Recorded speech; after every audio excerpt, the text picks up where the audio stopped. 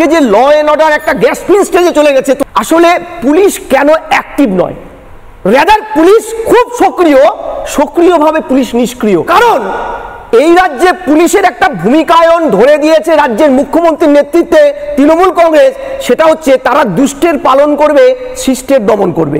এই কারণ তৃণমূলের সাথে দুষ্টদের একটা ইকোসিস্টেম তৈরি হয়েছে পলিটিক্যাল, যে ইকোসিস্টেমটা ভোট লুট করে, যে ইকোসিস্টেমটা একটা প্যারালাল ইকোনমি তৈরি করে, যেটাকে বলে ডার্ক মাস্টার। আমরা বকটুয়ে দেখেছিলাম, আমরা একাধিক জায়গায় দেখেছি এই তোলাটা হচ্ছে থানাগুলোকে কেন্দ্র করে একটা প্যারালাল ইকোনমি, যে ইকোনমিটা দিনান্তে টাকার ভেট দিতে হয় উপরে, আর কিছুটা ভাগ থানায় রাখে।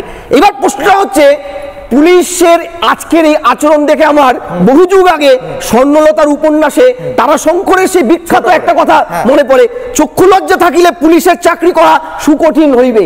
বাস্তবে তাই, ভারতবর্ষের সবচাইতে পুলিশ 1 লক্ষ পিছু পুলিশ সংখ্যা শর্টেজ কম, পশ্চিমবঙ্গে 79.38। এ রাজ্যে স্থায়ী পুলিশের সংখ্যা 79,024 জন, যে আর সিভিক ভলেন্টিয়ার 1.24 লক্ষ।